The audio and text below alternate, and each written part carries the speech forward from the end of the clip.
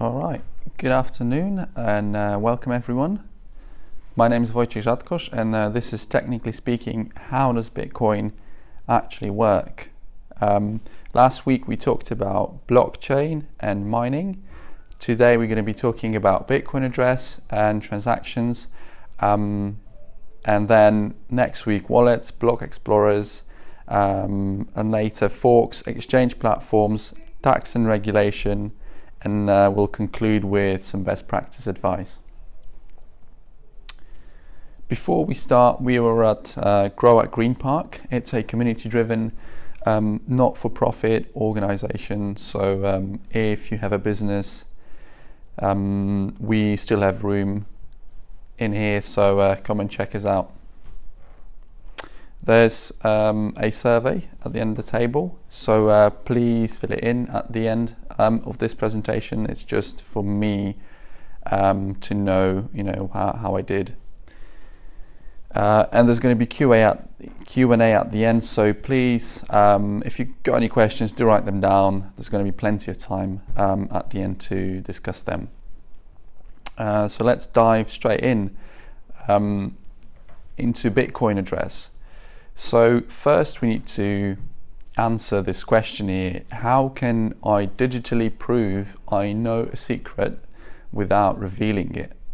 And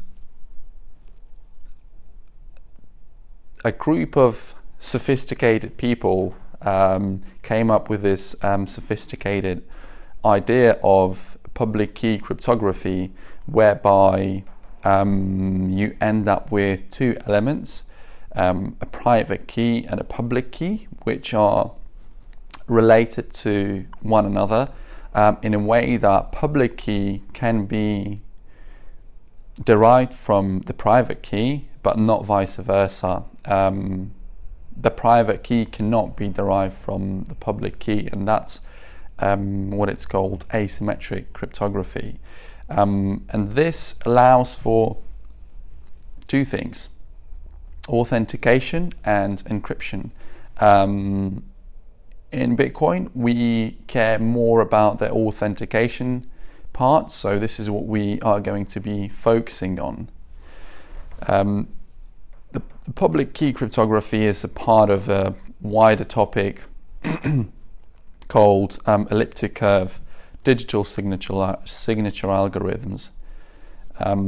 So I do recommend you go and search for those things like the elliptic curve cryptography or finite fields. They are really interesting. Private key is just a very large random number, and that's it. It can be represented in a few different ways. Like any number, it could be represented in base 2, base 8, or base 16, hexadecimal, or it also could be represented in wallet import format, which in Bitcoin world is more common. And it's just a more practical way of representing very long numbers. You can notice that it's fair bit shorter even than the hexadecimal. You should never share your private key, because the private key is the only thing that anyone needs to access your Bitcoin, so make sure you keep it safe. Public key effectively is a set of two numbers, which are actually coordinates in the elliptic curve cryptography. How you get them, you take the private key, you do some maths based on the elliptic curve cryptography, and you arrive at the public key. And this is a one-way function. There's no way to invert, to run this function in the opposite direction. So to arrive at private key, having the public key. This is the phenomenon of elliptic curve cryptography. And it's okay to share your public key because no one can access your Bitcoins, or no one can steal your Bitcoins by just having the public key. They can see into your wallet, but they can't do anything with it. So having those two things, private key and a public key, we can do, in terms of authentication, we can do sophisticated things like digital signatures. And let's discuss this based on a simple example where Alice wants to send a message to Bob, but the message is very important, and Bob wants to verify whether it's Alice who actually sent it and whether it wasn't intercepted on the way or corrupted. So what they can do using private and public keys, Alice can sign the message with her private key, and then send or publicly disclose, for example on a social media, her public key. Then Bob, once he receives that message with the signature, he can verify whether the message was signed by a holder of the private key corresponding to the public key that he has. So this way he knows for sure that it's Alice who sent the message and the message wasn't intercepted on the way to him. So a digital signature is produced using a private key, but it doesn't reveal it, and it can be verified with just a public key without exposing the private key. And examples of their application of digital signatures. Digital certificates. So say I want to certify you in a digital way that you accomplished a Bitcoin course. Obviously anyone could forge that certificate because it's just digital, so you could copy and sign it and fill it in with your own name. But if I sign it with my private key, say I issue a digital certificate in PDF, I sign that PDF with my private key, and then I can share my public key on my social media for everyone to see it. So then anyone who will be able to verify whether it's me who actually issued this certificate based on verifying the signature on that certificate and comparing it to the public key I'm sharing publicly. Other example is software releases. So say you're a software vendor and you want to make sure that there is no ingenuine copies being sent around the internet, and you want to make sure that your people who download the software can verify for themselves that they are indeed running the genuine version of the code. So it's the same story. The software vendor can sign the software with their private key and then share the public key publicly. And then anyone who downloads the software, they are free to verify whether it's the genuine version of the software. Because if somebody tampered with this software on the way, it would change the signature and it wouldn't match the public key. And then most importantly for us today, it can be applied in Bitcoin. Messages in Bitcoin are really the proofs of ownership that we are signing. So if I want to send Bitcoin, or if Alice wants to send a Bitcoin to Bob, she needs to sign with her private key. She can use her private key to prove the ownership of Bitcoin that she is sending to Bob, and then Bob can verify for himself just by having Alice's public key, which everyone has access to, that she actually indeed has access to those funds, that she owns them, she's not double spending them or trying to spend someone else's funds. The last thing before we arrive at Bitcoin address to understand is base 58 check. It's just an encoding standard similar to base 64 with two key differences. It's avoiding ambiguous characters like 0 and capital O, capital I and lowercase l, and some special characters at the end. And it's got typo error detection mechanism. So in case you mistyped your Bitcoin address, the transaction will be rejected effectively thanks to that mechanism. So it's not as easy to just waste your Bitcoin to send it to a wrong address. So these are all the characters that are in base 64, and if you take off the red ones, you will end up with the base 58 characters, and there's 58 of them.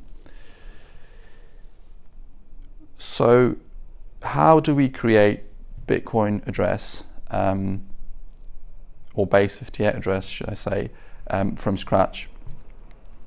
We can generate private key, which is a very large positive integer, between 0 and 2 to the power of 256.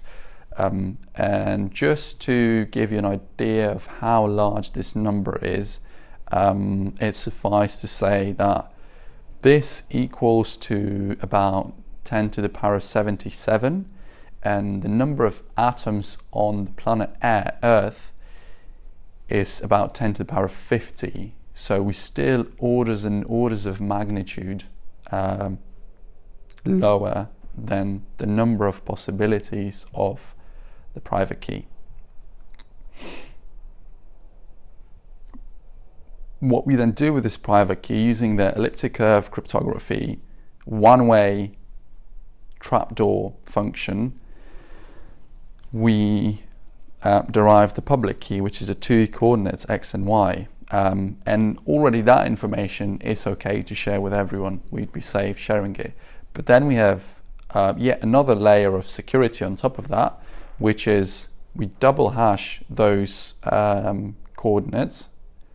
We first use the SHA-256 hashing, and then we use the RIPE-MD 160, and we arrive at the Bitcoin address. And this is yet another level of security, because this operation cannot be reversed. So we can't know what the public key is just knowing the Bitcoin address. And then the last step is, which is actually reversible, can be performed in both directions, is encoding this Bitcoin address in base 58 check encoding. And the last step there will obtain the address which we normally see in our wallets. The best part of this is that all of that process can be performed offline. So we don't even need Bitcoin software to do this. It could be performed offline and without Bitcoin software. Probably every programming language has elliptic curve cryptography library. So if you know a bit of coding, you could essentially do that process yourself fairly easy and quickly. The reason this is so cool is that obviously the best practice in Bitcoin is to generate your private keys offline. So you have no risk of somebody actually hacking your computer and getting access to your private keys.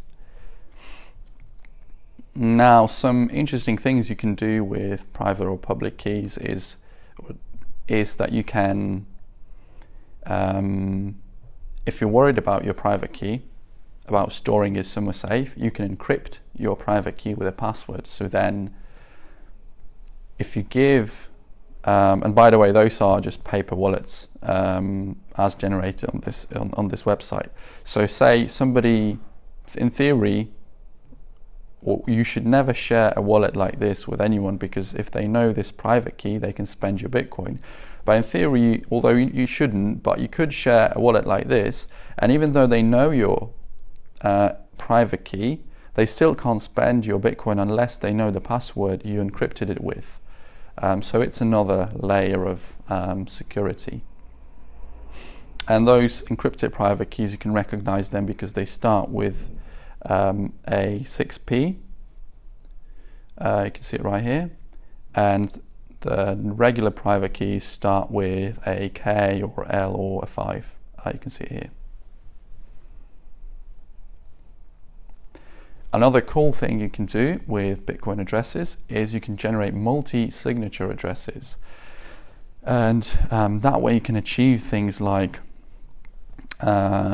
shared accounts, for example, 1 out of 2, 1 out of 3. So if you want to share your Bitcoin wallet with like a family member or whoever, you can generate an address which Bitcoins on that address can be spent by either of 2 private keys or more private keys. So the locking mechanism only requires 1 out of number of private keys. You can also achieve even more advanced thing. For example, 2 out of 3 signatories required to spend funds, or any really number of M out of N signatories required to spend funds. So this technique is a very powerful security technique, and it's also very practical for, say, businesses who have 2 or more stakeholders, and all of them want to have their say in spending Bitcoins that belong to all of them. So that concludes Bitcoin address, and let's move on to transactions. In Bitcoin protocol, there are no Bitcoins, no senders, no recipients, no balances, and no accounts, and no addresses. All those things are constructed at a higher level for the benefit of the user, to make things easier to understand. Right, I know this may sound very confusing at this point, but I'll try to break this down, and I'll come back to this, and hopefully it will make more sense later on. So let's start with a Satoshi. Satoshi is the lowest possible amount of Bitcoin that you can send around on Bitcoin network, and all the values in the protocol are actually denominated in the Satoshi, purposefully avoiding floating points. The Satoshis are just integer. It could only be used as integers. So on protocol level, there is actually no Bitcoins, there's just Satoshis. And 1 Bitcoin is 100 million Satoshis, and at £10,000 per Bitcoin, 1 penny is still 100 Satoshis. So we could divide this 1 penny into 100 little pieces, and that would still be 1 Satoshi. So Bitcoin is generally highly divisible currency. Okay, transaction in Bitcoin looks something like this on the surface. So there is actually no senders or receivers. There are inputs and outputs. And one or couple of interesting things to note here. First one is this S question mark here stands for spend, and you can find out that at the time of viewing this transaction, this output has already, this one remains unspent, and this output has already been spent. And it can be followed through to see where it was spent to, and so on. The other interesting thing to notice about this transaction is the fact that if you take the inputs, which are here, and if you add up both outputs, you will actually, and if you subtract those two numbers, you will actually get a residue remaining. And that residue is not a mistake, and it's not lost. It actually forms part of miner's reward, which is called transaction fee. So transaction fee in a block is a sum of all inputs from all transactions less sum of all outputs from all transactions in that block. And and miners get to claim this residue, so no Bitcoin goes wasted. And a few important things to know about transactions. They are defined implicitly, so you actually don't define them, don't explicitly say how much you want to pay for a transaction. This is arrived at implicitly from this equation. And this has some serious implication, because let's go back to this slide for a second. One of those addresses is probably the recipient's address, and the other one is probably a change address, which means that if we have an input like this, that big, and we want to spend less than it's worth, we need to generate a change address, because we always have to spend the entire inputs, because the inputs are indivisible. So we generate a change address. Let's assume that this is our change address. And you need to remember to include that change address, because if you don't, all of that money will go straight to miners, because remember, you don't specify the transaction fee explicitly. So generally you don't need to worry about it if you are using just a regular wallet on your phone or on your computer, because the program will do that for you. But if you're a programmer and you're actually playing with Bitcoin code and you're generating your transactions manually, you need to be careful, because it's a very easy and silly way to lose a lot of Bitcoin. Now, the fees, the wallets that you're using, they are generally good, because they decide, they decide the transaction fee for you. You don't have to worry about how much to set it to. But you need to be careful with that, because some of the wallets aren't very good, and they just use static fees because it's just easier that way. And static fees just means that they don't really follow what's going on the network to set an optimal fee, but they just have a one fee for all. And that means that you can quite easily pay a lot more than you need to for a Bitcoin transaction. And just to, in case you do want to set your own transaction price, there's ways to figure that out, what the optimal transaction fee is. And for example, you can go to this website, and that website shows transactions in time, the number of transactions in mempool at any time, split into transaction costs or transaction fees.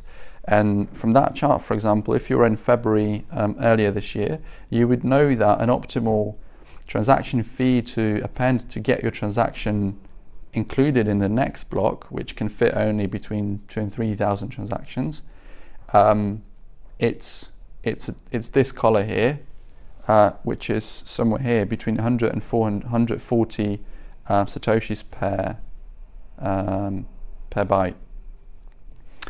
Whereas more recently, this kind of normalized and transactions became much cheaper, and you can quite easily send a transaction with 1 to 2 satoshis per byte, which is very inexpensive. But a lot of wallets using static fees will still charge you, for example, that or that amount, which is nuts, because it's an order of magnitude more than is required. So that's why watch out for static fees. Much better are wallets with dynamic fees. Right, outputs and inputs. Every output can be thought of as a chest full of Bitcoin with a padlock, and this padlock is a programmable lock, a locking script containing Bitcoin address. And remember that, because that's important, that the output consists Bitcoin addresses, and there's some Bitcoin in the chest. And the inputs, they can be thought of as UTXO identifier. They can be thought of as keys to this padlock with an address of where this chest is hidden. So the address is the UTXO identifier. I'll talk about UTXOs in a minute. And the key is the digital private key matching the public key or the Bitcoin address that is stored with the output. While I'm on this slide, I will explain why those two things matter. So the fact that output consists Bitcoin address and input consists public key. And in order to explain that, I'll go back to one of my previous slides. So you remember how I told you that these are two layers of security, because it's already fine to share your public key because this can't be inversed and nobody can get your private key. But yet another layer of security is your Bitcoin address, because from a Bitcoin address you can't get to the public key. Now, since the output consists only of Bitcoin address, it's okay to receive, as long as you receive transactions to a Bitcoin address, you never have to share your public key with anyone, because that's not required. All that output requires is the Bitcoin address. And it's not until you want to spend your Bitcoin from that address that you need to share the public key, at which point you're losing this layer of security. That's why a good practice is to avoid recycling Bitcoin addresses. And it's okay to accept multiple payments to one address, but as soon as you spend from it, you really should discard that address and regenerate a new one. A chain of inputs and outputs create a transaction flow, because every output becomes an input for the next transaction. And as extracted from blockchain.com, just a sort of snippet of a random or like an arbitrary transaction flow, you can see that every transaction flow, if you expand it back, it goes back to a Coinbase transaction, which would be the first transaction in every transaction flow. And from then you have different nodes, and some of them are spent nodes. So this money was sent to this address, and from that address it was spent to this and this address, and this remained unspent. The blue nodes are unspent transactions, so there's no more nodes going that way. But this one was spent again to this address and to this address, and so on. So it's a cool way of analyzing the transactions and sort of relations between wallets, where the money came from and where it went to. And one important thing to notice here, that this tree is very incomplete, because, for example, you can see here that this node, unspent node, contains 500 bitcoins, and this contains only 6 bitcoins. Or actually, 6 bitcoins goes into 500 and 1,465 bitcoins. So obviously, something's wrong here. What we're missing is another nodes coming from here and here, feeding into those nodes. So we can, as well as forward, we can also expand on every of those nodes. We can also expand backwards and see where all the money feeding into this node came from, and we'll arrive at more Coinbase transactions, not just one, if we do that.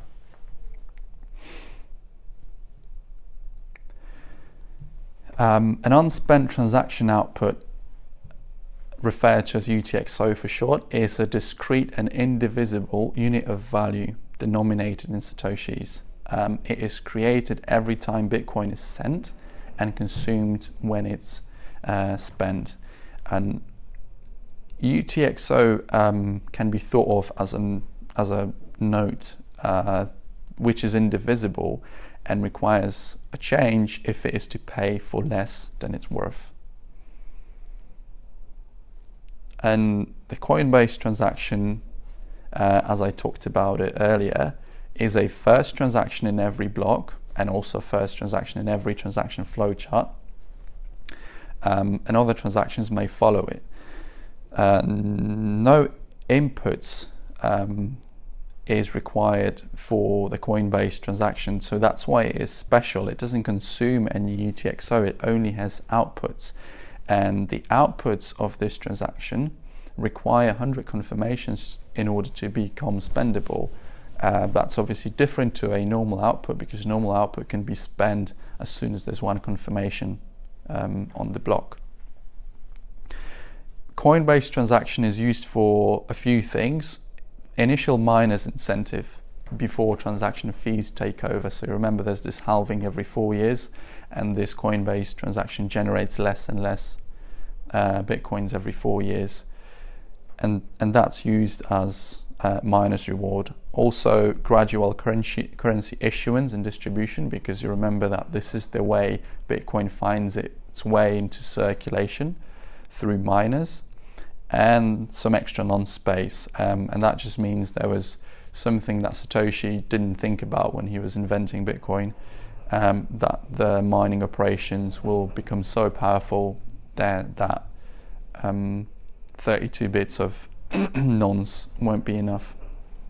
So miners came up with this workaround idea that they're using the Coinbase transaction as an extra nonce space to generate yet different hashes to find the right one.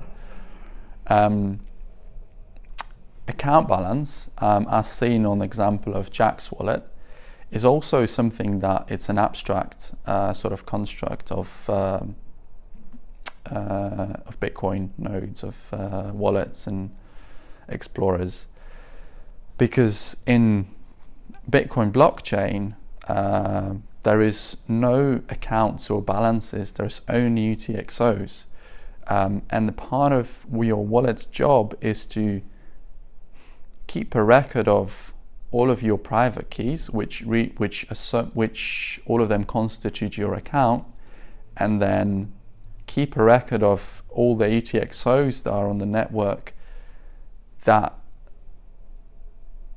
can be spent using one of the private keys that your wallet controls. And when you aggregate all those UTXOs, this is your balance.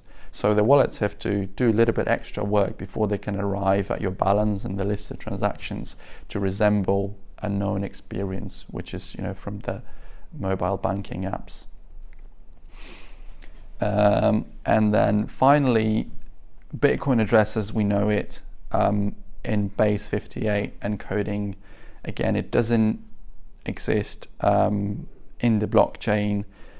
What is shown here in the block explorers, that is the base 58 address, but the block explorers had to do some extra work in order to arrive at those addresses. They had to encode them themselves, but in the raw blockchain, they are either stored as public keys or public key hashes.